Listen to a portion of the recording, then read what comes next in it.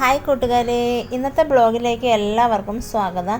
അപ്പോൾ ഞാൻ ഷോർട്ട് വീഡിയോയിലൂടെ ഒരു ഹാപ്പി ന്യൂസ് നിങ്ങളെ അറിയിച്ചിരുന്നു. നമ്മുടെ ജീവിതത്തിലേക്ക് പുതിയൊരു അതിഥി കൂടി എത്തുന്നു എന്നുള്ള കാര്യം.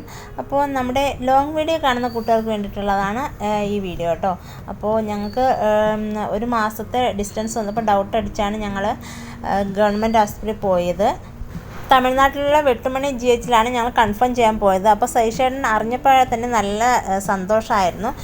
അപ്പോൾ ഞങ്ങൾ ആ പോസിറ്റീവായിട്ടുള്ള റിസൾട്ടുമായിട്ട് ഞങ്ങൾ ഡോക്ടറെ കാണാനായിട്ട് പോകും. അന്ന് സൺഡേ ആയിരുന്നു, അതുമല്ല അന്ന് റിപ്പബ്ലിക് ഡേയുടെ ആയിരുന്നു. അപ്പോൾ ഡോക്ടർമാരൊക്കെ ലീവായിരുന്നു കേട്ടോ. അങ്ങനെ ഞാൻ ലേബർ റൂമിൽ ചെന്നൊരു സിസ്റ്ററെ കാണാൻ പറഞ്ഞു.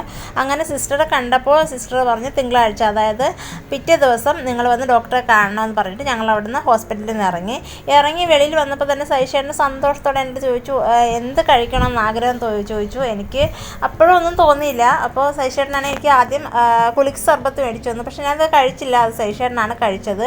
പിന്നെ എനിക്ക് മോരും വെള്ളം വേണമെന്ന് പറഞ്ഞു. അങ്ങനെ മോരും വെള്ളം മേടിച്ചു വന്നു. പക്ഷേ മോരും വെള്ളം കഴിച്ചപ്പോൾ നല്ല ടേസ്റ്റ് ഉണ്ടായിരുന്നു കേട്ടോ. അപ്പോൾ അങ്ങനെ ഞാനും സൈഷേട്ടനും ഡ്രിങ്ക്സ് കുടിച്ചതിന് ശേഷം അബിക്കുട്ടൻ എന്നെ വേണമെന്ന് വെച്ചാൽ അബിക്കുട്ടൻ ഒന്നും കഴിക്കാൻ വേണ്ട, അവനക്ക് കാറ് മതി എന്ന് പറഞ്ഞു.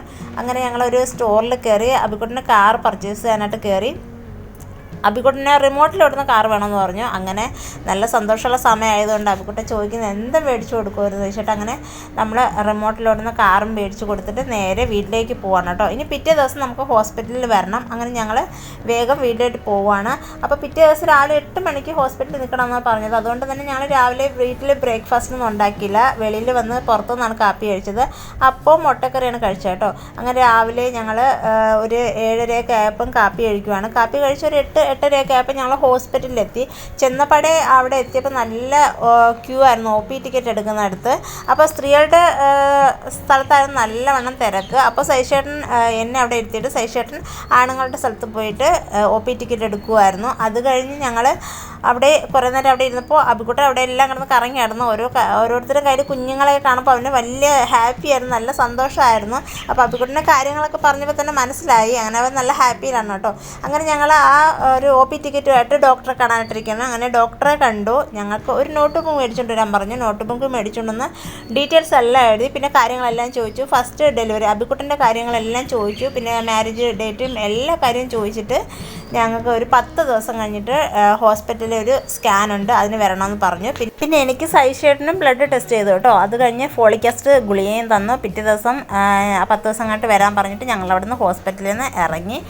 അത് കഴിഞ്ഞ് വീട്ടിലേക്ക് പോകണം. പിറ്റേ ദിവസം നമുക്ക് ഗ്രാമനേഴ്സ്, അതായത് അര ക്ലാസ്സിൽ പോകണം. വീട്ടിൽ ബ്രേക്ക്ഫാസ്റ്റ് ദോശയും കടലക്കറിയും പിന്നെ ഒരു മുട്ടയും ഒരു പാലുമാണ് ഞാൻ കഴിച്ച്.